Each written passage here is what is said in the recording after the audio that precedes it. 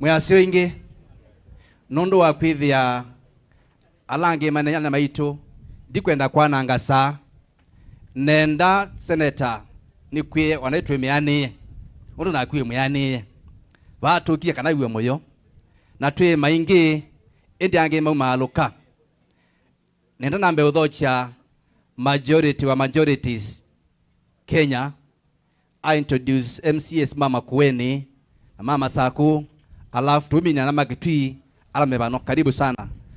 Nita wa Gabriel Mutunga wa Monyao ni MC wa bandoni bano. Asanti. Bwana Yesu asifiwe.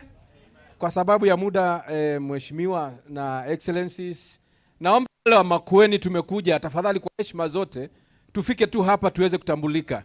Tumetoka mbali, ni mweze Makueni kuya ye mundu kuya kwa mheshimiwa Seneta Manzo yindhungu ya kanga niko tumete na nituoka notuma ninundu wa Seneta witu kiyo nita wachalo mumo MCA wandu beta watu limani na ninye majority leader na nunya niungamie majority leader alangi ma Kenya onumete oba Makueni oba unienda nikulie alangi Mama Saku twinamo omoke onamo timatambue kana alangi mumbite kundukula kungi. Kwa hivyo kwa heshima kubwa naomba nenge kaneni tuweto isiitwa naendi ongethio ndatiko imwe tafadhali.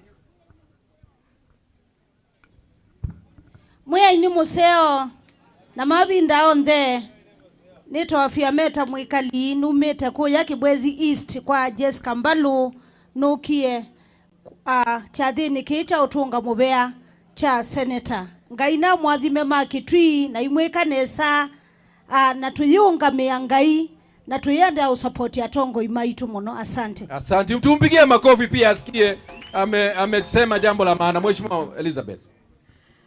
Mwe ni museo na kwa nita wa Elizabeth Mutindi kuma kondo kweta wakakoko ya Makueni kwa nenge wiper ndo Magitui toko wa moya twe vano moya siau nondo tokie nondo twebata na mheshimiwa wenyu Senator Enoch no tweka nesa no tweka mbae na totoka umutweka kwa twendo mwe ni asanti nondo wako beti ngaimbe na koka kwa siani asanti tiki la mondo weka au ngaina mwathime na imweka nesa. Asanti. Tumpe makofi pia mheshimiwa Mutindi ende kama iwe nya wiper wa Makueni.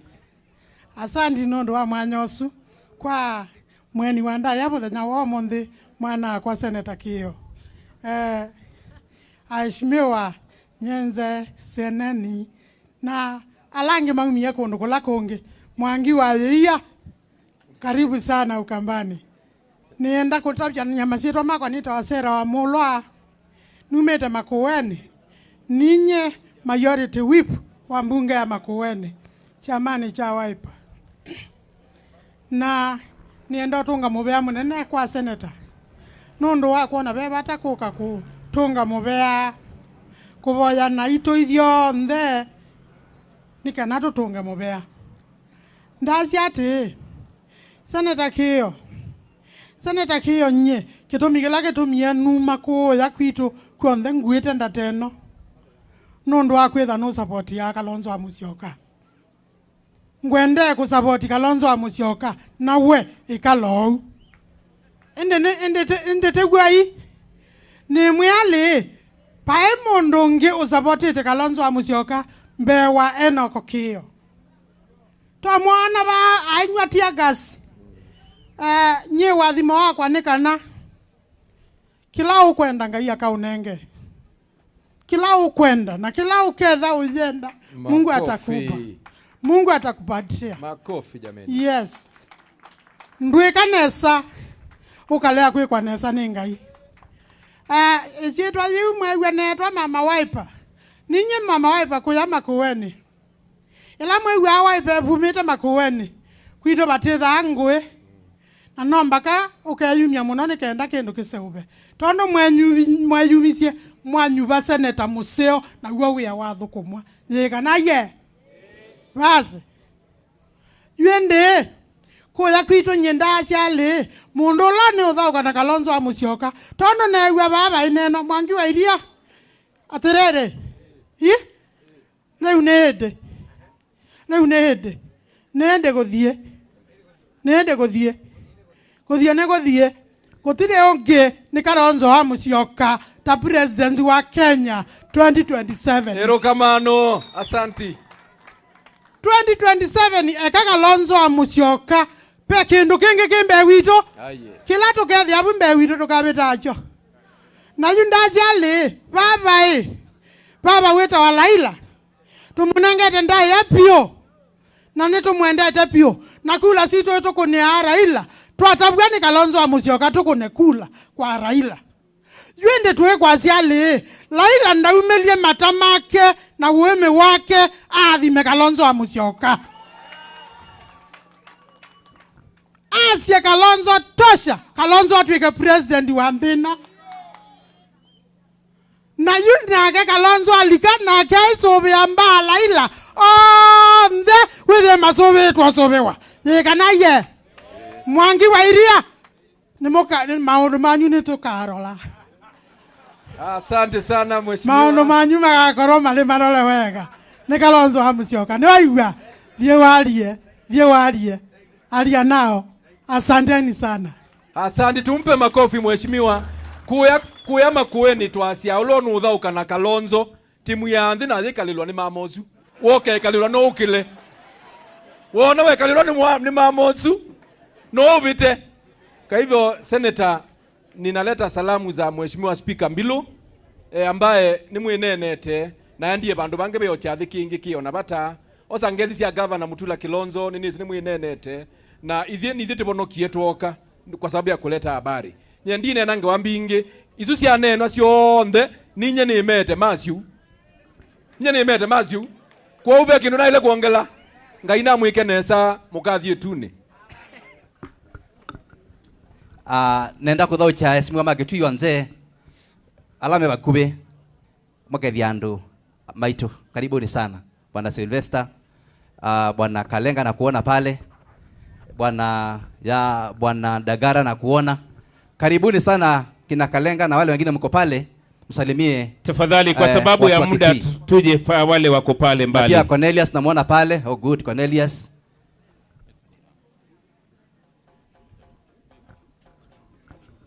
Naomba tafadhali hapa ni padogo tukuje hapa. Wadharaka wewe mseomwa.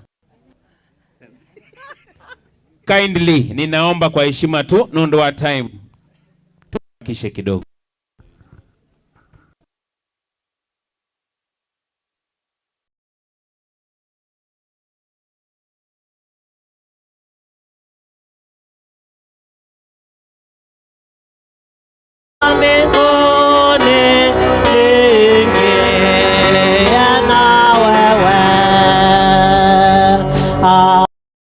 Enough with words, but because you know our hearts, because they're like an open book to you, our prayer is that you will reach out and receive it all for the glory and honor of your name. Whatever has gone into the preparation of this meeting, it is only summing up to thank you, Lord. And this is our prayer to you in Jesus name. Bishop, tukimalizia hapo basi kwa ibada ya leo nataka nimlete Bishop Alice Mengele ndio amalize hicho kipindi kwa maombi, then tuta cross over ni hand over kwa Kelly, alafu tutabarikiwa. Karibu Bishop.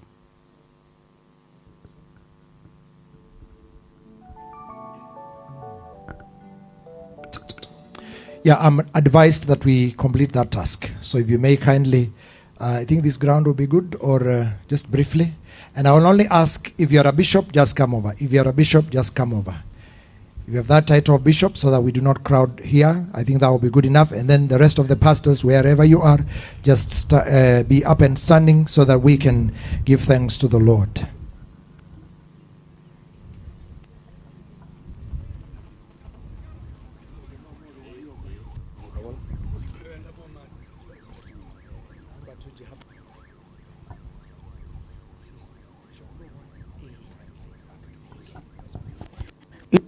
Together. Father, in the name of Jesus, we thank you for the servant you've given us. We thank you for his humility in recognizing that you are the one who gave him the seat, and he can only depend on you to to lead for the 5 years. Yes. He has humbled himself and knelt before you, not before men. We commit him in your able hands, that God, you may protect him, that your wisdom be upon him in the name of Jesus Christ. I speak blessing in his life. I speak blessing in his family. I speak blessing and wisdom. The wisdom you gave Solomon be upon him in the name of Jesus Christ. We stand against all powers and principalities that stand against him in the name of Jesus Christ. May heaven stand against them. And Lord God, as he started with you, help him to finish with you. As he depended on you, my God, for the next 5 years and even more. Lord, I pray that he may depend on you and that you may guide him, that you may be his strength, that you may be his security, that you may be his guide in every situation. Lord, we know you are able. You are able. You are able. We thank you for giving him a heart of gratitude. Men come for prayers, but after receiving what they wanted, they don't remember. But he has recognized it to you. He has come back in gratitude. Yes. May you remember him in all situations. In Jesus' name we pray. Amen. Amen. Amen. Thank you very Amen. much. Thank you very much. Senator, unaweza kusalimia watumishi tu na Bwana akubariki sana. God bless you so much. God bless you so much. Mom. Mom. God bless you. God bless you. God bless you. Thank you. God bless you. Asante sana. Asante sana.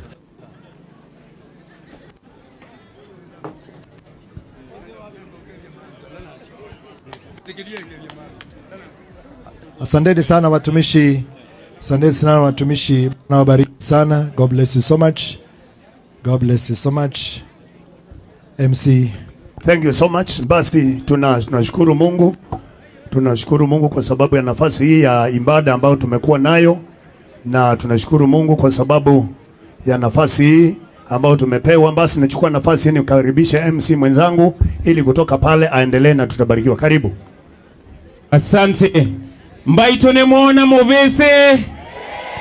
Mbone wanzelelo. Nine wanzelelo.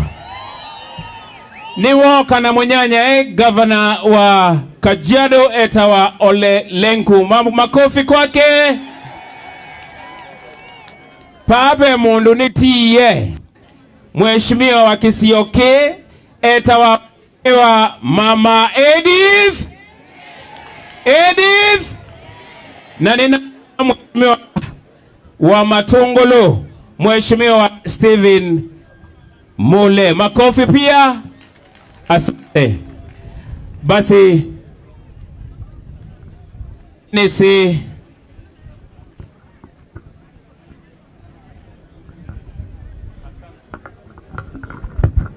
asante. Basi mbaito chave kekwa kana kekwa. Kekwa. Asante. Tuko na viongozi wengi kutoka assembly zetu. Tutawapatia nafasi baadaye ili waweze kusema. Kwa hivyo kwa wakati huu niruhusu niweze kumuonyesha Mheshimiwa Engineer Nzengu Mwingi North. Makofi mazuri. Nimemwona Mheshimiwa Jeremiah Kioni SG wa Jubilee. Makofi.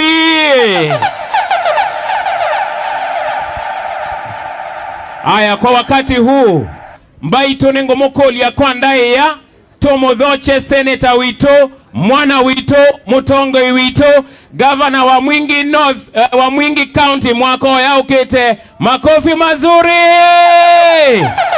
Tafadhali na kuuliza Mheshimiwa Senator okay. Oh. Nasi ya Mwingi County. Karibu sana Mheshimiwa. Kayevana nunu kwenda kutuadhima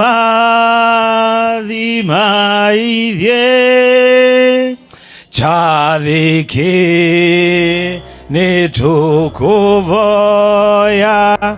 ututethie ivyonthe tuathime nituvoya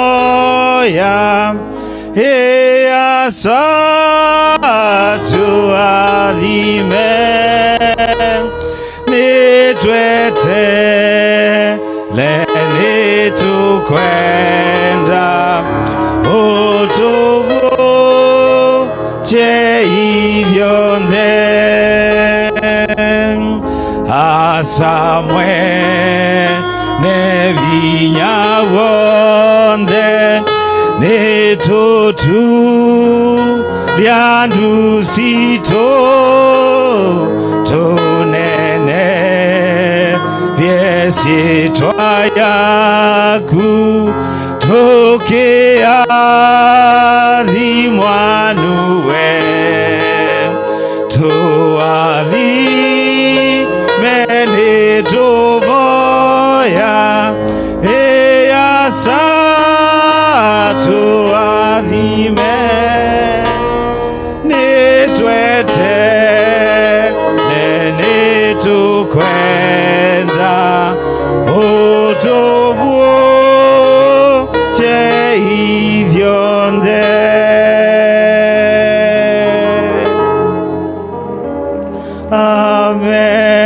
Amen. Andu maitu kio kisio ndani sionthe cia Kristo nenda kumukethia na utanu mwaseo andu maitu mwaseo mwiyaine museo na mavinda onthe ewe Yesu ewe mwana wa Ngai andu makitwi mwina utanu andu maitu nimubea mimi nashukuru Mwenyezi Mungu. Ninaona mebano. Ninaona mwingi Central ibano. Ninaona mwingi West meba. Ninaona Kitui East mebano. Kitui South ninamwona mwiba. Kitui Rural mebano. Kitui Central mebano na kuona musi Kitui West mwebo kama mwebo.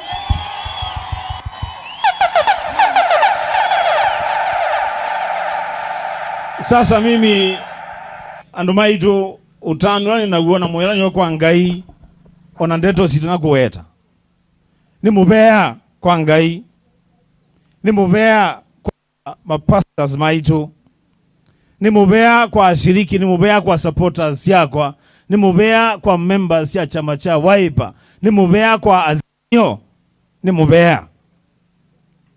Dikwenda kunena oyu, nenda kwamba kunenga nene maitu, mwanya matukethie na maitu tumusia. Nundu masane maendie. Na makosa timenyu, ambiko kuna makofi kwanza andu maitu. Mubikie tene.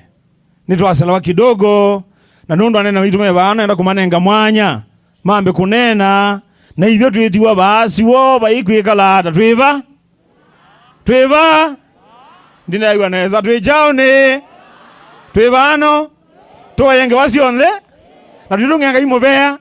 Asante sana, nataka nichukue nafasi hii kwa sababu ya wakati. Bwana Kelly kuja kidogo hapa tafadhali. Kelly kuja tafadhali.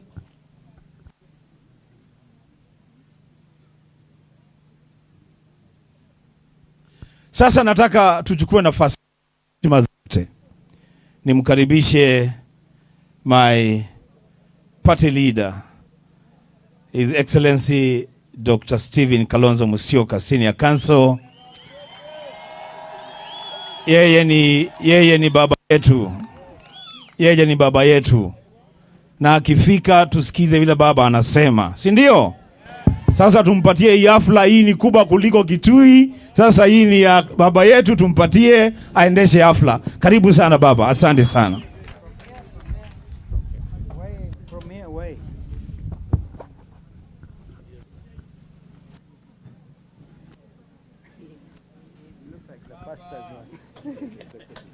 Is it okay with the media? Bwana Yesu asifiwe. Baito mwaseo. Mwaseo yenge. Anumake tui mwekwo. Na mwatanu. Basi leo ni leo. Asemaye kesho. Tumekuja tu kushukuru Mwenyezi Mungu kwa sababu ya kutupatia senator. Hey? Sorry? I think we can leave this for the time being because it restricts movement. Yeah, wachana naye for the time being. Because you want it there, ndugu, or we take it out? Okay. Sasa Senator Wambua kiyonweka nesa kuko otungia ngai mubembe na otungia andumake tui county mubea nundu wako unyoba senator. Kilungu kyake ana awamu ya pili sio? Yani atungele la kilondo bala kenge kieselie na umonde abunzia record kwa sababu ameita baba. Sina mna hiyo? Mimi kama niko baba ya mji, kuna baba wa nchi. So I really want to thank God for bringing our brother Raila Amolo Odinga, our leader in Azimio Coalition One Kenya. Hawa watu walikupigia kura kabisa, si ni kweli? Wananasi wakileti Wambua kio. I think you had more votes than the senator. Yeah, obviously. Yeah.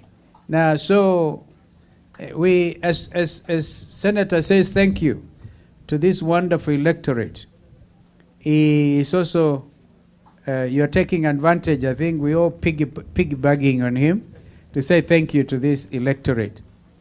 I've known Senator Kieo for quite some time. Na leo tumekuja kusema asante kwa msimamo. Emwe gondo nasia. Ethe nuona Raila bana andwa onde ne mwekeo kana senator wenyu msimamo. Na ndo ingi manyuwa mabika ilobi maitelema. Wanapata inaitwa tumbo baridi. Maibo bwana. Makwithe ya maili eta mangoi. Mangoi maizi ng'ombe cia kwa maenda kunyake huo ila si ala ukombe ema ondokana sio kwa ndo amwendo isi ileta mangoi Senator Wambua nda ileta ngoi niweze ng'ombe yako inyo mweze ng'ombe yako yenyu ala kwa zitu ezi ng'ombe yako ito kwa yolo. My friend Wajakoya, you need to get a beautiful Kamba girl to interpret for you what I've just said.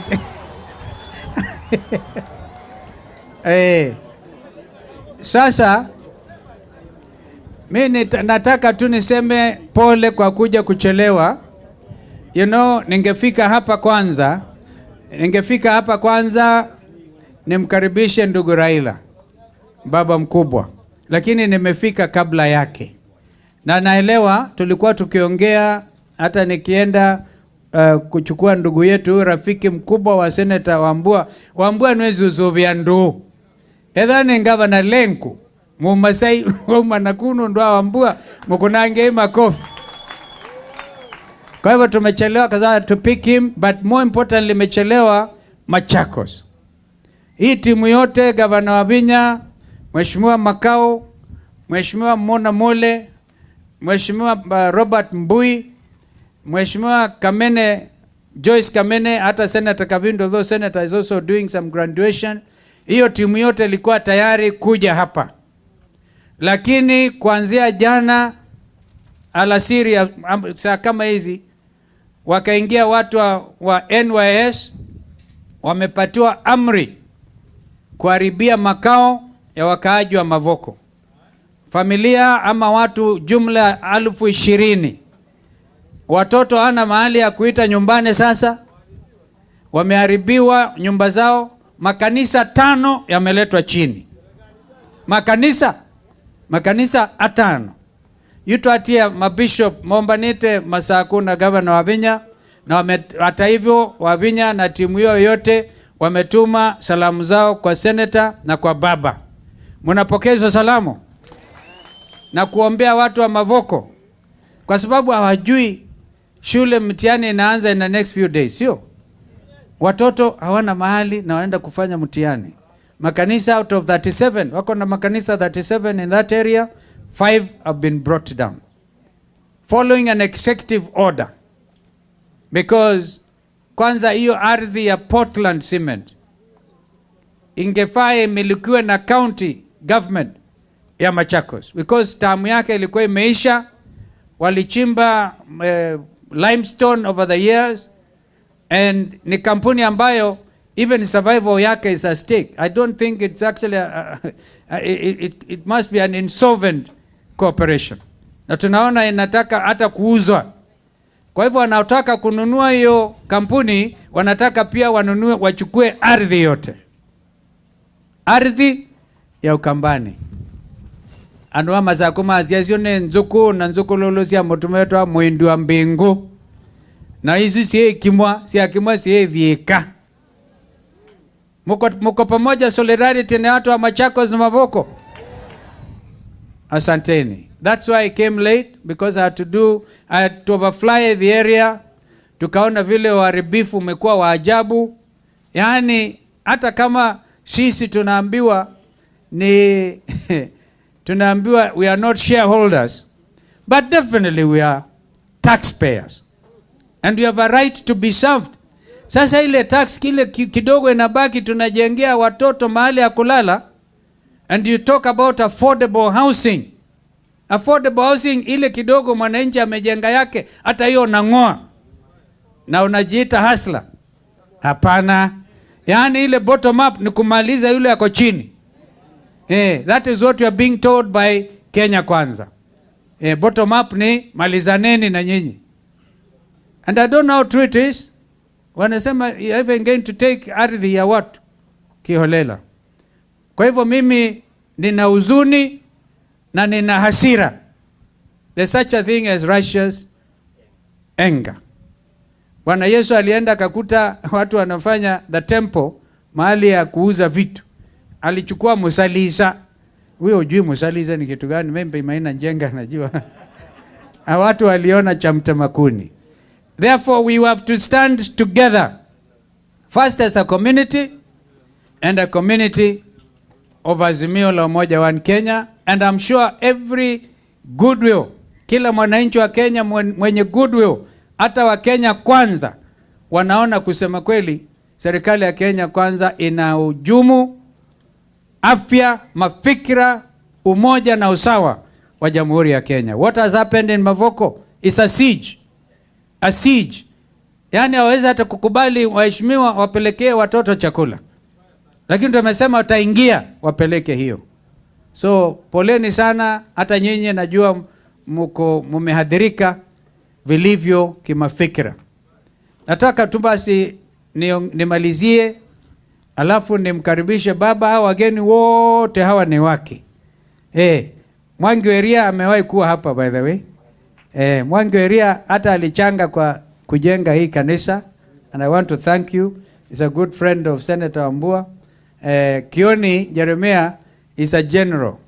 Huyu kijana Eugene Wamalwa, we are together in the talks. Kama kuna mtu mwenye akili smart kama wakili ni Mheshimiwa Eugene, na tunasaidiana. You know our big brother there Wajakoya, unaona anaweka kilemba namna hii, lakini akili ni nyingi zaidi. Ako na akili nyingi zaidi. Ni style yake. Huyu mtu ana degree sijui mangapi. He's an international lawyer. Njenga Maina Njenga ni shujaa wetu Kenya hii. Vile wanazidi kumshika na kumweka korokoroni ndio anakuwa maarufu. Alikutana juzi na watu hapa Keno, I don't know what you are doing there.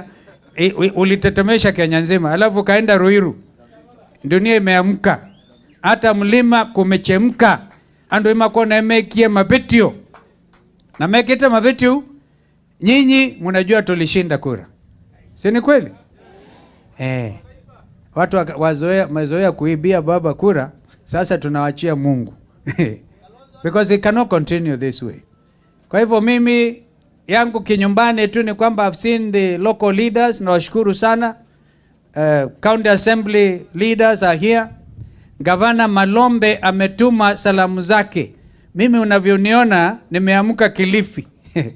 Niliamka saa 11 Kilifi, nikachukua ndege kutoka Moi International saa 2, nikafika Nairobi, nikaelekea Machakos kwenda kuambia watu pole. Governor Malombe was with me in Kilifi, ametuma salamu zake. Wangapi wanazipokea hizo salamu? Gavana yule mwingine amenituma jameni. I want to remember. Maybe some of you, Senator, you remember them. Yeah, sorry. Wavinya, of course. Wavinya tumetoka kwake, ametumana directly. Junior tuliongea na yeye, lakini kaini muwaizi hiki adhi ando maitu. Mkwende muwaizi hiki adhi. Kesho, mimi nimealikwa kama mgeni wa heshima kushuhudia birthday ya 80th birthday. Sio ya baba Raila, ya ndugu yake mkubwa Dr. Oburu Odinga. Sasa tumeamua tunabeba asali yote ya Kitui tunakuja naye. Kesho tunakuja na asali, tutakuja, viongozi watakuja. I think barabara zote zitaelekea Bondo kesho. Wangapi wataniunga mkono tuende huko? Wangapi wako tayari kwenda? Step out nione wale wako karibu kwenda. Okay. Mko tayari? Safari inaanza sasa basi. Tukimaliza hata Kalonzo Defense Forces. KDF, ukimwona jamaa KDF anataka maombi, but is very strong mentally.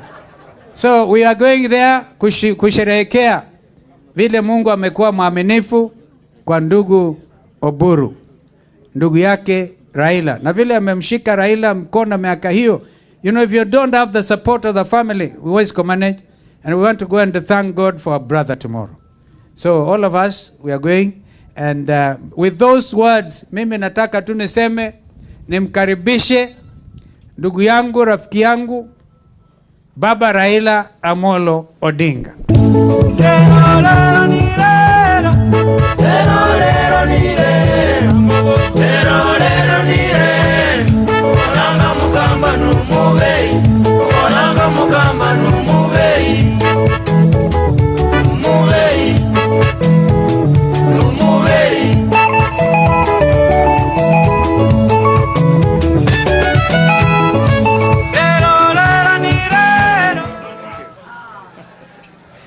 Haya.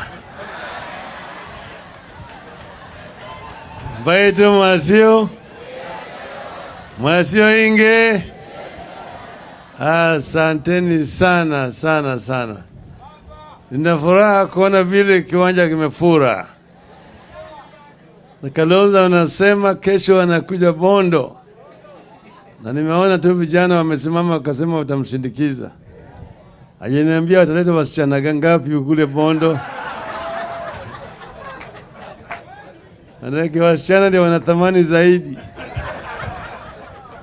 Vijana wa Bondo wanaongoja kesho wakaribisha wasichana kutoka Kitui.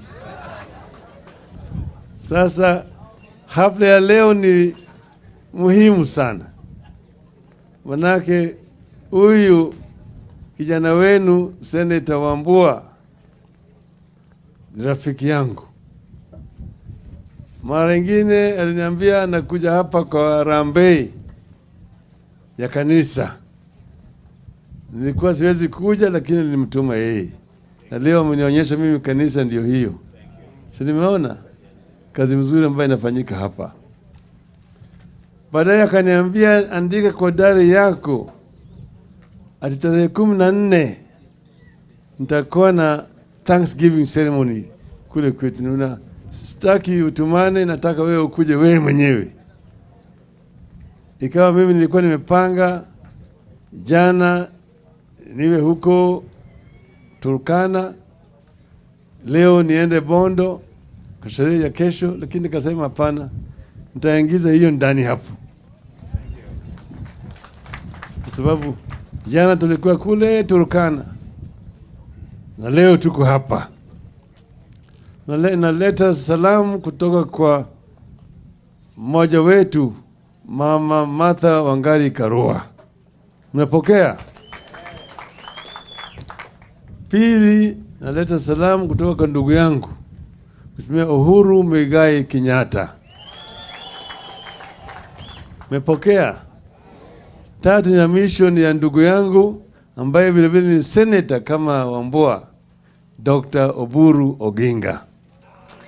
Ile kaka yangu. Sasa huyu Wambua nilikuwa nimemjua yeye mbeleni huko. Akiwa kama alikuwa anafanya kule kwa kama mwandishi wa habari huko. Baadaye sasa yeye akasema nakuja kwa siasa. Na ameingia. Lakini mara ya kwanza niliona ile ujasiri wake walipokuwa kule katika Senate walikuwa na kiongozi ambaye alikuwa ni mmoja wetu. Sasa ni speaker wa National Assembly anaitwa Moses Wetangula. Yeye ndiye alikuwa kiongozi wa maseneta wetu katika Senate. Lakini wakaona ya kwamba huyu jamaa alikuwa haendeshi yao mzuri. Alikuwa na kiburi, vile vile hana heshima kwao. Sasa wakaja wakasema hii jamaa tunamtoa. Sisi, mimi na Kalonzo na Musalia tukaenda tukakawa nao kwenye kikao kuwashawishi ya kwamba wasileta aibu, wamwache Wetangula aendelee kuongoza. Wengine walikuwa wana sita hapa na pale, lakini Wambua aliniambia mimi, sikiza, mnaharibu wakati yenu. Huyu mtu hawezi kutuongoza. Kama mnasema sio yeye, manake walikuwa nataka watoe yeye na waweka Orengo. Kama mtaki Orengo, hata kanibi huyu tunamtoa, tutaleta sasa yule mazao kutoka kule Kilifi. Lakini huyu jamaa aende nyumbani apende. Jamaa akisamua kufanya kitu mpaka afanye. Tena unaona juzi tulikuwa sisi tunafanya maandamano. Sasa wengine wanaogopa. Kusema tunasema tunaenda lakini ukisema sasa tuende unaona wachache ambao wanataka kwenda mbele. Lakini huyu Wambua ukimwambia tunaenda, anasimama anaenda. Tena yeye anataka kuongoza. Hiyo ni mtu shujaa kamili kabisa. Yeye ni moja kinara yetu na ndio sababu sisi tumekuja yote na tunafurahia yeye. Na vile vile tunatoa shukrani kwa kanisa kuombea yeye. Nilikuwa najua yeye anapenda sana tukienda kwa mkutano ya siasa, anaanza kaenda pale kwa jukwaa, anaanza na wimbo wa kikanisa. Na sikujua kwamba yeye yako ndani ya kwaya hapa vile nimeona siku ya leo. Leo nimeona kwaya yake pale natoka. Kila mara akija ako na ujumbe kutoka kwa Mungu kupitia kwa wimbo wa kikanisa. Kwa hiyo tunashukuru na tumefurahi sana. Sasa nyinyi mmefika hapa mpaka nitoe shukrani kwenu kwa kujitokeza mwaka jana na kupiga sisi kura Azimio kwa fujo kabisa. Nasema asanteni sana tena. Shukrani sana kwa yale ambayo mlifanya. Hiyo sura yenu ilikuwa ni kama ile mshale kutoka Ukambani pande hii. Ile donga ile swara. Ile swara ni lala ndani ya msitu pale na iko na ile mshale ya Wakamba ndani yake. Sawa sawa? Unaliona vizuri?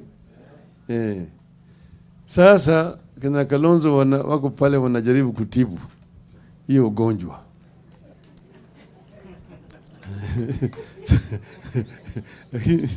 Sasa kitu nilikuwa nataka kusema ni unajua serikali tunataka ili tuweze kutekeleza wajibu kwa upande ya maendeleo. Bila maendeleo hakuna haja ya kuwa na serikali. Sasa eneo hii iko mambo matatu. Kwanza mambo ya amani. Kama kuna amani hatuwezi kuwa na maendeleo.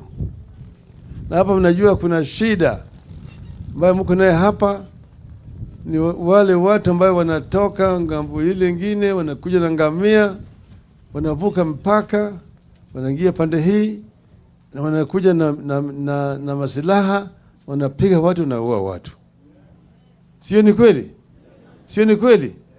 Mara mingi sana tumesikia maneno hapa, watu wamepigwa hapa Kitui, manaka nakuta mtu ambaye hana silaha yoyote na anavamia na anaanza kupiga na wanaua watu. Na serikali iko hapa. Tunajua wale ambao wanahusika. Najua kwamba yule waziri wa mambo ya ulinzi vile vile anahusika. Manake yeye vile vile ako na ngamia yake. Wewe unakuja hapo. Napiga kwa watu hapa ovyo. Kwa hivyo nataka kuambia Bwana Duale, tunajua yale ambayo unafanya na watu yako. Wewe kama waziri wa ulinzi mpaka kuhakikisha kwamba kuna ulinzi. Lakini zaidi ni ile waziri ambaye amepewa kazi ya ulinzi wa ndani ambaye anaitwa Bwana Kithure Kindiki. Hakikisha kwamba kuna shwari na kuna hali ya utulivu na Wakenya wote wanaweza kulala bila kuogopa ya kwamba kesho nitavamiwa na nitapigwa risasi na wale watu ambao wameletwa ngome yao. Hiyo ni jukumu ya serikali, kulinda maisha na mali ya wananchi wote kwa jumla. Ya pili, kwa upande hii ni mambo ya hii maendeleo. Hii barabara, mimi mwenyewe ndio nilipanga hiyo mambo ya barabara hiyo. Tukiwa na Kibaki, ni wakati hiyo nilikuwa waziri wa barabara na ujenzi. Nilimwambia Kibaki, tusongeshe Kenya Mashariki. Tujenge barabara itoke Kibwezi, ipitie Mavoko, ingie Kitui, ipitie hapo, ingie Migwani, ingie Mwingi, iende mpaka Kuluzweni, iende mpaka Isiolo. Na moja kwa moja mpaka Addis Ababa, mpaka Ethiopia.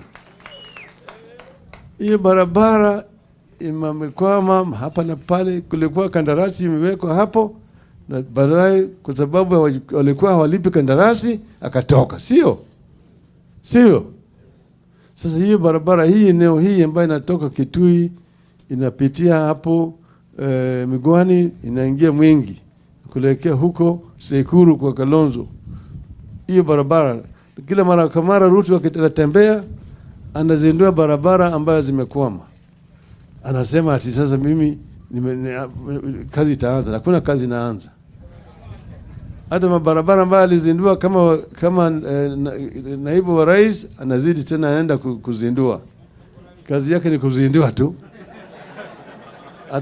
Hata ile ya miradi ya county yeye anazindua. Anazindua anafanya kazi. Sasa hiyo barabara tunataka ijengwe. Kwa pande nyingine, umesikia vile Kalonzo amesema. Kule jana hata leo nimeongea, kabla sijakuja hapa niliongea na gavana Wavinya. Alikuwa analia machozi. Vile watu wamevamiwa kule Mavoko, manyumba zao imebomolewa, makanisa zimebomolewa, mashule zimebomolewa. Na wakati hii ya El Nino kuna mvua ambayo inanyesha na watu sasa wanakaa pale hawana mahali ya kulala. Hiyo ni kitendo cha unyama. Hiyo ni kitendo cha unyama na sio mtu mwingine. Ruto mwenyewe ndiye alitoa amri ati watu watolewe. Wewe unatoa watu ambao wamekaa mahali kwa muda hiyo yote, wanaenda wapi? Kama watu mpaka watolewe, mpaka kwenda wapewe mahali ya kukaa, manyumba ijengwe kule sawa ndio watolewe. Lakini binadamu hawezi kutoa kama mnyama pale ambaye anaishi na watoto yake. Kwa sababu ya mali ya kampuni. Hiyo ni unyama, tunalaani vikali kabisa. Na tunasema atoe chukuliwe, hao watu wajengewe manyumba yao sawa na serikali. Wanaongea juu ya mambo ya affordable housing. Warudishwe wajengwe manyumba yao, wakae sawa wakati hii ya shida ambayo iko hapo wakati huo. Neno langu la mwisho ni mambo ya, manake kuna maneno sitaki kuongea sana, manake Kalonzo wana kikao wanaendelea. Na nikisema mingi watasema Raila anaharibu mambo. Kwa hivyo lakini kuna kitu ambayo hao jamaa wanafanya ambaye inakera. Hao jamaa sasa wameingia kuharibu yale viungo vya serikali. Tuko hapa serikali ambayo tuko naye hapa na ujenzi ya utatu. Kuna serikali kuu, alafu kuna bunge, alafu kuna mahakama. Sasa bunge nitakana itengeneze sheria. Serikali inatumia hizo sheria kutawala nchi. Alafu mahakama inahakikisha kwamba serikali kuu inatekeleza sheria, haivunji hizo sheria.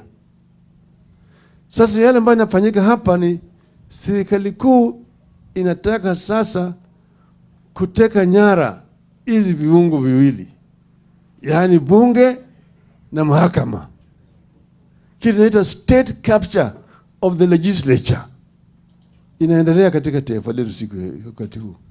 Bunge sasa imehasiwa, bunge imekuwa hanisi, bunge tayari makende imefinywa, haiwezi kufanya chochote. Bunge bado tuko naye sasa hawezi kuzaa wala chochote. Manake sasa amri inatoka kule Ikulu. Amri ikitoka Ikulu ati hii ipitishwe namna hii, inaletwa tu hapa kwa bunge kupiga stamp, inapita bila kupingwa. Hata wabunge wapewe nafasi ya kujadili mswada ambaye inakuja huko. Wanasema ati muda ni kidogo, ati hii sasa kila mbunge apewe dakika 5. Naongea dakika 5. Dakika 5 unaweza kusema nini? Shida gani? Haraka anasema baadaye ati yule ni the mover be called upon to reply. Alafu wanapiga ai hiyo ndio kazi yao tu. Na mara kwa mara wanapewa, nasikia mwingine amepewa ati anaenda safari, mwingine ameenda Amerika, mwingine ameenda huko Ulaya, mwingine ameenda Australia. Hiyo wanarusha, wanapewa. Mikutano yao inafanya Mombasa. Makamati wanaishi Mombasa na Naivasha. Hakuna kitu bunge inafanya. Juzi wamepitisha sheria ya kusema ati serikali inaweza kuuza mali ya umma bila kupeleka kwa bunge. Kazi ya bunge kila mara ni kulinda haki ya wananchi. Hii mali yote ni mali ya wananchi. Makampuni mingi hizo, zingine kampuni kama hii ya kutengeneza stima, hii kuuza stima, ile ya freji ya pipeline kutoka Mombasa mpaka Nairobi, hizi viwanda vya sukari na kadhalika, hizo kampuni zote wanataka kuuza. Wanauza bila mtu yeyote kwenda kukagua iliuziwa namna gani. Wao wenyewe ndio wameweka makampuni nje huko kuchukua hizo makampuni. Na bunge hawezi kuuliza. Na bunge wenyewe ndio wameenda wakapitisha hiyo sheria. Hiyo sheria sasa bunge wamejiondoa. Sasa wanakula mshahara kwa sababu gani? Bunge sasa imekuwa hanisi, haina chochote. Na mahakama vile vile hivyo. Mahakama inapitisha uamuzi ambaye inauma wananchi. Kama hawa wakaji wa Mavoko ambao walikuwa wanatolewa jana, hawa wanabomolewa. Hiyo uamuzi ilitolewa na mahakama kule Machakos, bila kuangalia hawa watu wataenda wapi. Chochote ambayo serikali kuu inataka, wanakienda mahakamani wanapata. Hata wewe ukienda kupinga, wanawaambia wewe unaharibu wakati yako, uweze kupingana na serikali, tutakushinda kule mahakamani. Kwa hivyo sasa mahakama vile vile ije hiyo Makende imeenda.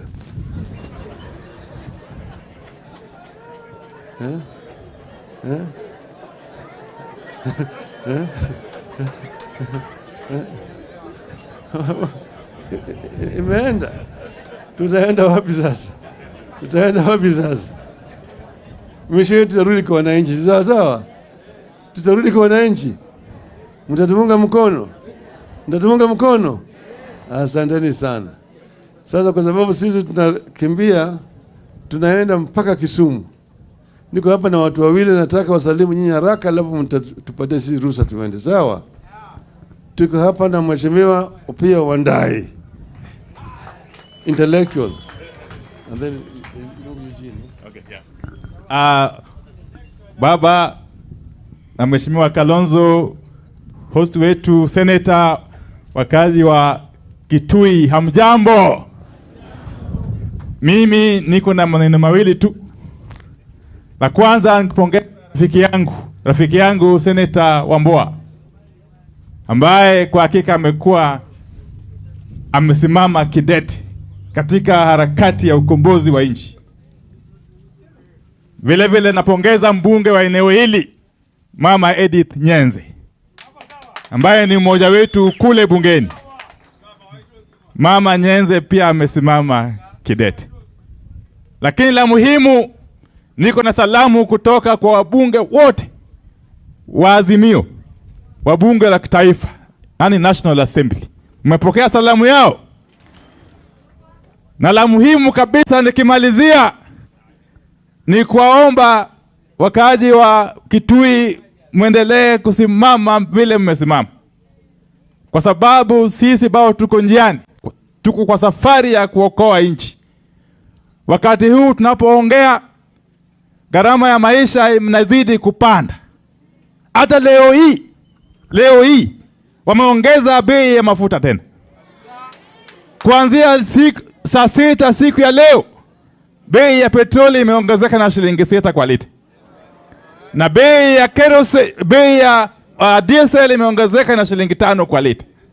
Vile vile bei ya mafuta taa imeongezeka na shilingi 3 kwa lita. Kama tutasimama imara, sisi sote tuungane kama wanazimio, hii serikali itaangamiza wananchi. Wangapi wamekubali ya kwamba wataunga Kalonzo na waunge Raila na waunge Wambua ili tuokoe nchi yetu? Asanteni sana. Mniruhusu nialike Waziri Eugene Wamalwa, kiongozi wa chama cha DAP Kenya. Asante. Asante sana. Mwaini Museo. Mavinda Onde. Asanteni sana kutukaribisha, na haswa tuna shukrani sana ndugu yetu Wambua kutukaribisha hapa siku ya leo. Na tumekuja hapa vile tumesikia mhubiri akisema, we have come to Kambani with an attitude of gratitude. Yani tuko hapa kusema asante kwenu. Kwanza kwa kwa Senator Wambua mwenyewe kutambua umuhimu wa maombi na kura zenu, na waite hapa kusema asante kwenu. Nasi pia kama wanaazimio, watu wa Kitui, watu wa Ukambani, we owe you a debt of gratitude kama wanaazimio. Yani si hapa tuko Chondoni. Hapo Chondoni you gave us one of the finest senators in the Republic of Kenya. Huyu bwana Wambua. Na yeye amekuwa steady nyuma ya Kalonzo Musyoka. Amekuwa steady nyuma ya baba na Azimio. Na tuko hapa kama wanaazimio kusema asante kwenu, asante kwa Wiper Democratic Movement kuwa steady, na asante kwa kiongozi Kalonzo Musyoka kuwa steady nyuma ya baba. Hilo ndio jambo muhimu limetuleta hapa siku ya leo. Tuna furaha sana. Lakini pia tuna huzuni, sababu tumekuja Ukambani tukisikia yale yametendeka Ukambani upande wa Mavoko. Na sisi tunaambia serikali hii to be sensitive. Instead of bringing down the prices of fuel, the prices of food, na gharama ya maisha, they are bringing down houses ya poor Kenyans ambao hawana makao sasa. They are bringing down churches ambazo zinasaidia kuleta amani katika eneo letu hili. So leo tuko hapa kusema asanteni, poleni kwa yale yamefanyika, na tutaendelea kusimama nanyi muendelee kusimama nasi. Asanteni, Mungu awabariki. Haya, makofi kwa Waziri Wamalwa. Wacha nialike Mheshimiwa Edith Nyenze kabla sijatoka, ili aje na atambue wabunge la National Assembly wale ambao wako hapa. Asante, karibu. Asante sana kiongozi. Asante. Ekaini mukete ndiazi ya muyaseo. Ngeti linze beni asante sana. Naye ni maitu makwenda. Na ningutambua aheshimiwa maitu eli. DJ tafadhali ni ukuli wa kuandaa tuwekee ngoma hapo ili turuhusu viongozi waondoke kwanza kisha tuendelee. Miki wadhi wake kamba mwanasa. Wadhi wake kamba kwa mitoke. Ndio viongozi kwanza waondoke.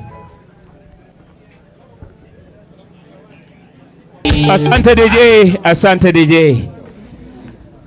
Basi kwa wakati huu niruhusu kwa heshima tu niweze kumwalika Mheshimiwa His Excellency Wajakoya ili aweze kuongea nasi.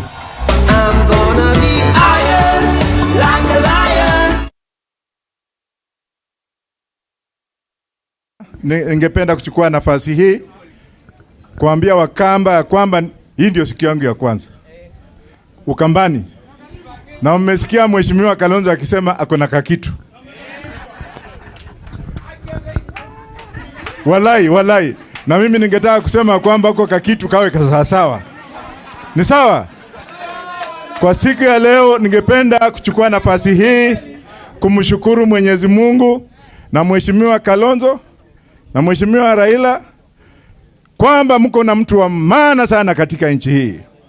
Huyu senator wenyu, huyu senator, nikisema senator msemeni senator. Katika hiyo timu ya Azimio tukiwa tunaenda maandamano, kuna waongo wengi pale, na kuna washarti wengi sana, na kuna watukutu wapumbafu sana, lakini this man, hebu simama. This man never tells lies. Yeye akikupromise something ataifanya. Akikwambia atakupigia simu, atakupigia simu. Hachukui watu wengine kama pumbafu. Na huyu na naongea kwa uchungu. Huyu nataka kumuuliza Mheshimiwa Kalonzo kwamba ile nafasi ya gavana saa hii ikiisha miaka 10, huyu ndio gavana. Niseme. Na Mheshimiwa Kalonzo na amekaa mahali ambapo ameleta ufalme. The world has watched Kalonzo speak. The world has listened to Kalonzo. Kalonzo's IQ, other than Raila's IQ, hakuna ingine Kenya hii. Sijui Mheshimiwa Kalonzo nitasema namna gani. This man has an international plane. Yeye ni wakili timamu. Ni mtu ambaye hana ukora ndani yake. Sijasikia scandal at Kalonzo ameiba huku. Na pia alipokuwa waziri, alipokuwa kwanza mbunge, wakiwa na Wambua Msili Wambua, yeye hawezi kujua leo. Lakini wakati alikuwa anafungwa ndoa yake, mimi nilikuwa police constable nikimpigia salute. Niseme. Na unaweza kuona vile Mungu anaweza kufanya maneno. Kutoka askari pale chini, wakati nimeandikwa na mtu anaitwa Joseph Kimeu Ngutu Mkamba, akanifundisha, akanichorea, nikaa askari wakili timamu, na nikaendelea mpaka mahali nimefika. Tunaomba Mungu. Ukiona historia ya Kalonzo, ukisoma vizuri vile nimeisoma, ingawa haijaandikwa, ni mtu ambaye ametoka pale sisi wengine tumetoka. A very humble background, mheshimiwa kama hujui. A man who does not tell lies. A man who can rather akimbie kanisani ajifiche huko kuliko kuwa kwa baa kukunywa na kusema uongo. Mheshimiwa Wambua, ninataka ukae hivyo. Jana tulikuwa na governor moja nugu, semeni nugu. A very stupid governor ambaye aliteuliwa na ODM kama MCA. Akateuliwa na ODM kama mbunge. Akateuliwa na ODM kama nini? Governor. A very stupid man. Na ikiwa kazi ya governor inakuanga hivyo, basi muendelee na hiyo. Mheshimiwa wa Kajiado, kesho niko kwako. Mzee amenituma huko Isinya na amenituma na Wairia. Tafadhali, hata ukipigiwa simu usiku wa leo, mwambie Wajakoya is a very honest man, is coming just to say hiyo vitu yake hiyo. Bangie!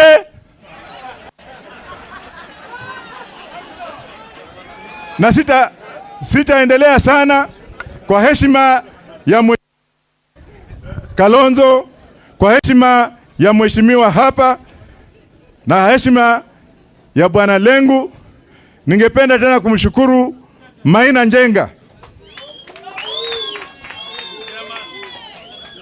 Kama tungekuwa na wanaume watatu kama Maina Njenga Kenya hii, wakati watu wameogopa kwenda Mlima Kenya, mtu wa kwanza kutupeleka alikuwa ni Wairia. Wa pili ni huyu ni Mkikuyu ambaye haogopi, na sisi tutasimama na yeye. Wale makafiri wengine, shauri zenu. Asanteni sana.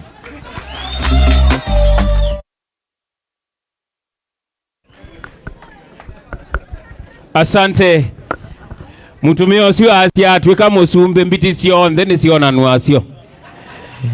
Basi wakati huu kwa heshima kuu niruhusu niweze kumwalika Secretary General wa chama cha Jubilee, Mheshimiwa Jeremiah Kioni. Wapi makofi ya mheshimiwa?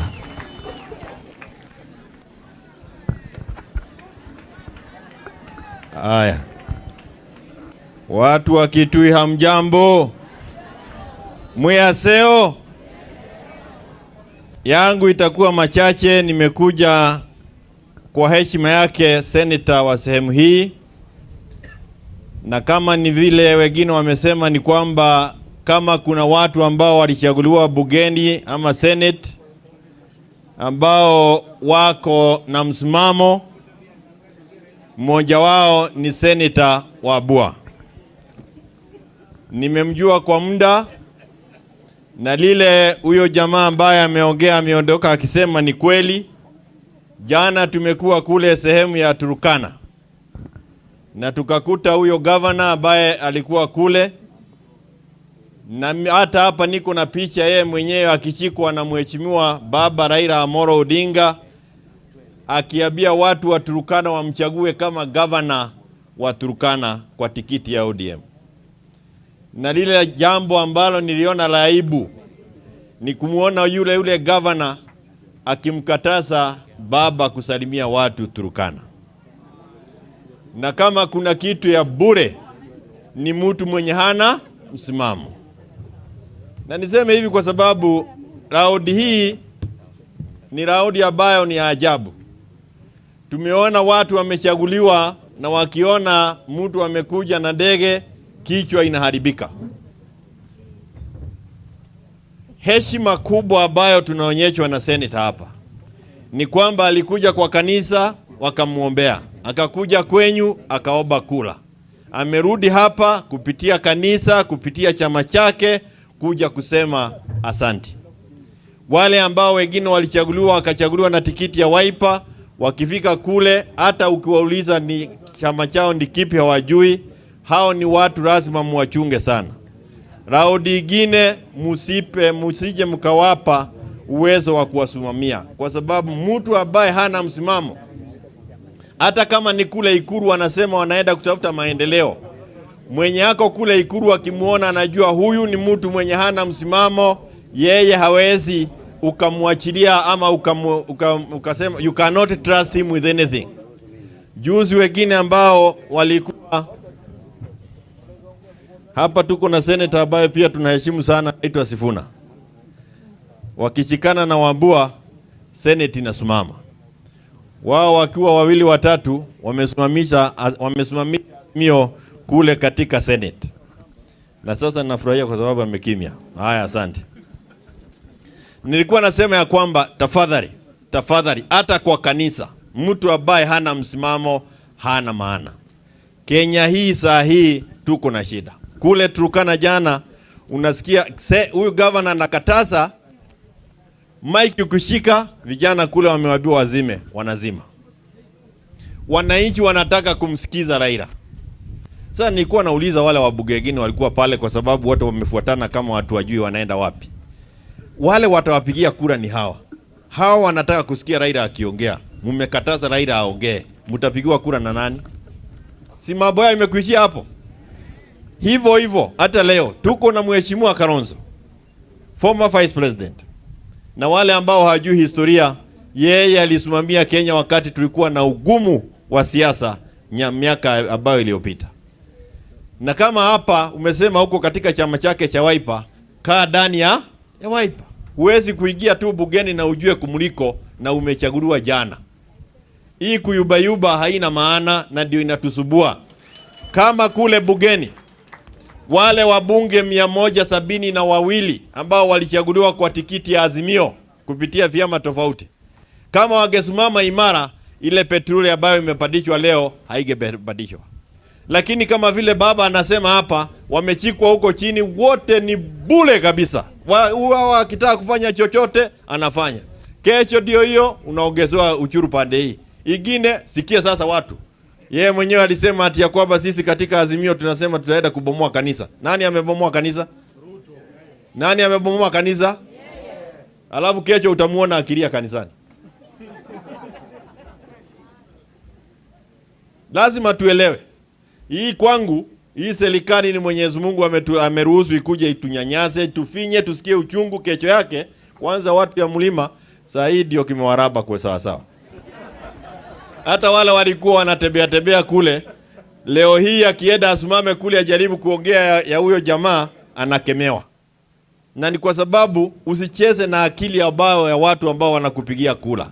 Usiwaone ya kwamba ni wajinga. Wakikuchagua kwa chama fulani, tulia pale, wana sababu yake.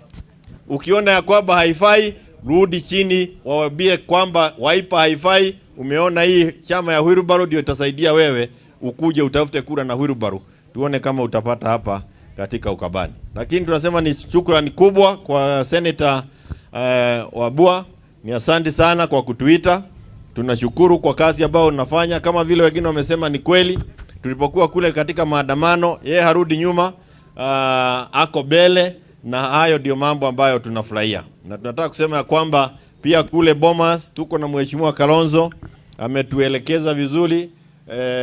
Kidogo tunaenda, tukipata ile tutaweza, atawaambia. But I want to tell you that we are in very steady hands. Na tuendelee kuomba Mwenyezi Mungu na kumwambia yale ambayo tunataka, na kusema kwa sababu useme ile mzuri, uombe ile mzuri, kwa sababu ukiomba mzuri utapatiwa. Mimi nimesema ya kwamba huyu jamaa ambaye anatuongoza tulimuombea kanisani na amekuja na ameturaba. Tuombe mambo ambayo itatusaidia sisi wote kama Wakenya, na tuelewe kabisa wakati Mungu ameongea na sisi. Tusije tukasema ameongea na sisi tupate kiongozi mwingine kama yule tuko naye saa hii. Kwangu hapo ni shida, lakini sasa imebaki miaka 3 na siku kadhaa. Asanteni sana, Mwenyezi Mungu alinde na wasaidie. Thank you so much. Asante. Wakati huu niruhusu nimwalike Mheshimiwa Maina Njenga, Party Leader, People's Empowerment.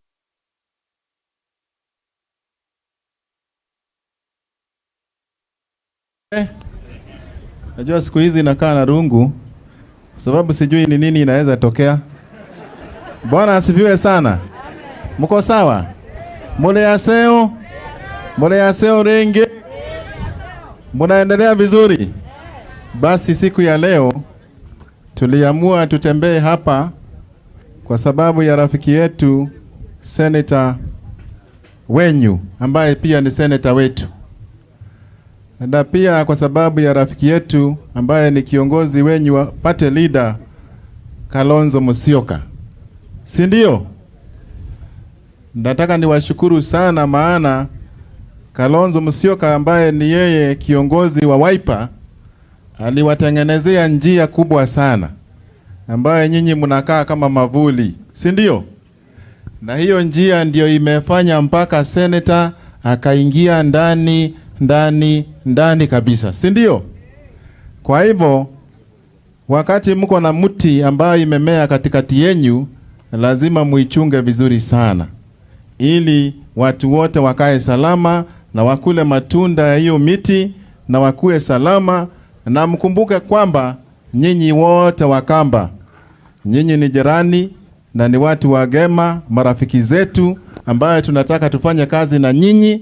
Tushikilie pande huo, mpishikilie pande huu, tukue salama, tusimame imara tukiwa kitu kimo.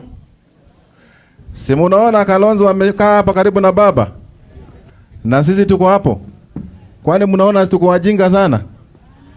Lazima tusimame hapo, support kiongozi wenyu, support baba, na mambo yote inaweza toke na sana, kwa sababu huyu kiongozi, huyu Senator Wambua, si munaona anatulia hapa anapiga magoti. Maseneta wangapi unaonaga wakipiga magoti? Hawapigi magoti. Kwa sababu hiyo nasema siku ya leo tukae salama. Pia nataka nimshukuru huyu gavana wangu, niko na magavana sijui watatu. Huyu pia ni gavana wangu, anaitwa Lenku. Nakumbuka wakati mmoja uliniambia mambo imeharibika kabisa, lakini nikamwambia Mungu yuko, tukaokoa hiyo jahazi. Hata hii ya Kalonzo na Malomba lazima tuokoe. Kalonzo nilikuambia iko njia hapa.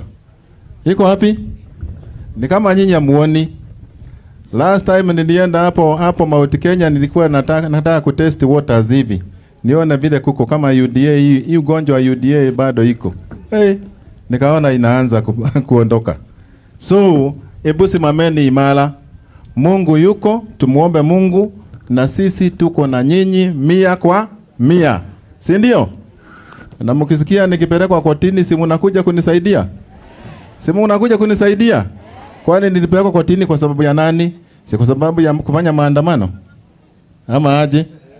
Kama singekuwa na maandamano, wewe, si ni wewe ulikuwa unaniambia twende Gaucho? Sasa hata tukifika maneno ya kesi, twende pamoja, tufanye kesi, tupigane mpaka mwisho. Mungu wetu atubariki, atupe nguvu, na si hapa Ukambani peke yake. Tunakualika uongozi huu wa Wiper, mkuja hapo mlima, tutembee. Hata kama watu wanasema tutembee, na sisi tutawapeleka kanisani, tuwapeleke misikiti, tunapeleke kila pahali, mujue nyinyi muko. Si ndio? Na kama watu wanashindikana huko, sinasikiaga Ukambani kuna kamuti. Kamuti kuja naye na maombi. Maombi ikishindwa tunakutumia kamuti paka maneno iishe. Si ndio? Na wale warembo mnasema ati mnapetea Wajakoya hapa. Si Wajakoya peke yake, hata sisi tunahitaji. Kwanza kabisa tulikutana wanarume 10,000 na hakukuwa na bibi hata mmoja. Mkutano ya wanaume, Kalonzo, niliita mkutano ya wanaume peke yao. Tufanye hii kesi. Nikaona hii wanaume kumbe wako. Lakini sasa tutaitisha mkutano ya wanawake peke yao. Lakini wao wataletwa na mabwana zao, wasiibiwe. So tukirudi kwetu mubaki salama, na Mungu awabariki, awaongoze, na mushikilie kiongozi ambaye ni seneta wenyu. Nimeona barabara ni mzuri sana. Hiyo ni kazi ya Kalonzo. Kalonzo, nashukuru sana. Hiyo barabara inakuja hivi, inamalizia mpaka huko, na itakuwa mzuri. Pia wale watu wanabomolea watu manyumba, tunasema ni vibaya sana. Kama watu wameishi hapa miaka na miaka, alafu unakuja kubomolea mtu, unambomolea kwa nini? Lazima wapatie pahali pengine pakuishi. Si ndio? Kwani Portland ilitoa shamba wapi? Si shamba ni ya Wakamba? Si Wakamba baada walipewa watoe mining huko? Sirisha. Sasa waachana na Wakamba wazalie huko, ndio hata population ikue mob. Ama aje? Mwenyezi Mungu awabariki, muwe na nguvu, tutakutana tena. Thank you so much. Basi wakati huu niruhusu nimwalike His Excellency Governor wa Kajiado County, Mheshimiwa Joseph Lenku. Karibu sana. Tumukunange makofi maseo. Rosofa. Our party leader Kalonzo Musyoka, ndugu wetu Enoch Wambua, seneta wa Kitui na aliyetuunganisha, viongozi ambayo wamekuja, kanisa la Kristo imeongoza hafla hii, na Wakenya wenzangu, Bwana asifiwe. Bwana asifiwe. Enda sova. Eva, ni rais enda sova. Your Excellency, party leader wetu ndugu Kalonzo, tuko na furaha tukiwa kwako hapa tukisherekea mmoja wetu ndugu Wambua, na ni kweli huyu ndugu Maina Njenga na mimi tuko na historia tutaeleza siku ingine, lakini kwa hayo yote Mungu ni mwema. Mimi niko na furaha nikiwa hapa kwa rafiki yangu Enoch ambaye tumeanzana mbali. Tukikuja na party leader nikamueleza mimi na Enoch tumetoka mbali. Wakati mimi niliteuliwa waziri wa mambo ya ndani ya taifa, nilipata changamoto sana ya mambo ya usalama. Mnakumbuka visanga sa Westgate na zingine. Alafu Enoch akaona mimi napitia makuu. Enoch akaniambia sasa mimi nitakuwa mtu wako wa media pro bono. Enoch, I want to thank you. I want to thank you for that friendship. Kanielekeza, tukaendelea naye kidogo, lakini nirudi kidogo pale. Nataka kumshukuru Mama Nyenze. Tulikuja kwako. Alikuwa pale. Asante sana. Mom, wakati mzee wako alikuwa minority leader tulikuja kwako mimi nikienda vetting parliament. Enoch tena akaniambia kuna mzee hapa, ndugu yangu rafiki, uhusiano hapa. Twende tuombe kura ya vetting yako. Tukakuja kwako ukatuandalia, mzee akanisaidia bunge, vetting ikaenda vizuri. Enoch, I want to thank you again for that friendship. Leo nimekuja kurudisha mkono ya urafiki, kueleza Enoch kwamba sisi tumefurahia yeye, ushujaa wake, his eloquence na urafiki ndio imetulete wengi wetu hapa. Nimalizie, mimi niko na uhusiano kubwa sana na nyinyi jamii ya Wakamba. Huko Kajiado niko na watu wenu wengi sana. Na mimi nimekaa vizuri na watu wenu. Na ingawaje mimi ni governor ya ODM, lakini kura kubwa sana isiyokuwa ya Wamaasai ilikuwa kura ya Wakamba. So party leader na watu wenu mimi nawashukuru sana. Tumewachunga hawa ndugu vizuri. Hata wengine hawataki kusikia mambo ya Kitui ama Machakos ama Makueni, wamesema sisi ni Wamaasai wa Kajiado. Kwa sababu jamii yenu ni watu wazuri, wanajua kuishi na watu vizuri, na ndio leo unaona Senator Wambua ametulete Wakenya wa kabila tofauti. Nyinyi jamii ya Wakamba, kwa upole wenu, kwa undugu wenu, kwa bidii yenu kama Wakenya tunawafurahia. Na kwa hivyo mimi niwaombe la mwisho, Senator wenu anaelekea kuwa uongozini level ya taifa. Na ni raia ndio wanatengeneza kiongozi wao waende mbele. Tukiona Wambua pale mbele tunajua Kalonzo wako na nguzo nzuri ya kumshikilia. Na kwa hivyo mimi nawaomba mumshike Wambua, ndio katika level ya taifa mkihesabiwa Kalonzo akiulizwa kama wako na nguzo zake, huyu na wengine waonekane ni watu wa nguvu, na nguvu ya kiongozi utokana na watu wake. Jamani, mtamshika Enoch? Mtamshika kabisa? Na mimi sijui ni kanisa gani hii, kila wakati Enoch ananiambia kanisa, governor tuchangie kanisa, governor tuchangie kanisa. Bro, na kwanza nasikia ni AIC. Mimi pia ni mtu wa AIC. Hata nimeona bishop yangu pale. Our party leader Kalonzo, siku moja nikiwa Serengeti, unajua mimi nilikuwa mambo ya utalii, kamwambia manager wangu alikuwa anaitwa Charles Muya, anaenda kanisa ya Rambe yangu. Namalizia sasa. Kanisa yako ni gani? Kanisa yangu ni AIC. Na huyu manager wangu alikuwa Mkamba, akaniambia hapana, kwani unajua maana ya AIC? Nikamwambia African Inland Church. Akaniambia hapana, wewe Maasai namna gani? AIC inamaanisha Akamba in Christ. You know, wewe Maasai ujui? Hii kitu inamaanisha Akamba in Christ. So asante Wambua kwa kuleta kwa kanisa yangu. Nafikiri sisemi zaidi, lakini undugu yako Enoch nafurahia, na naomba Mungu, nikiomba watu wako wakushikilie, lakini kwa level ya taifa unaenda njia mzuri. Asanteni sana, na party leader, thank you again. Asante sana. Basi wakati huu niruhusu nimwalike aliyekuwa gavana wa Iria na pia ni party leader wa Usawa kwa Wote Party. Tumpigie makofi mazuri.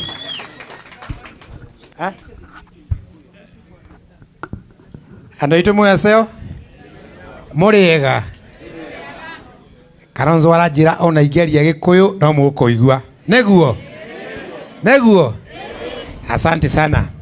Ningependa kwanza kumshukuru rafiki yangu Wambua kwa mwaliko wake siku ya leo. Wambua ni rafiki yangu kwa muda ambao umezindi miaka 15. Twamenyania na Wambua akiandika gatheti na niĩ ngĩrũgamĩrĩra kambuni ya iria ya KCC. Nĩwe wandĩkaga tũmaũndũ tũrĩa tuothe twakwa twega tũkĩmenyekana nginya ngĩtwo Mwangi wa Iria. Kwa hivyo mimi ni rafiki wake wa jadi, sio kwa sababu ya siasa. Hata sisi wawili hatukuwa tunaota ama kutarajia kwamba tutakuwa wanasiasa. Tulikuwa hudumu huko nje, lakini Mungu akatujalia na nimshukuru sana. Yeye amefika mpaka nyumbani kwetu na mimi nimefika nyumbani kwake, na yeye ni rafiki wa jadi. Pia nimshukuru ndugu Kalonzo,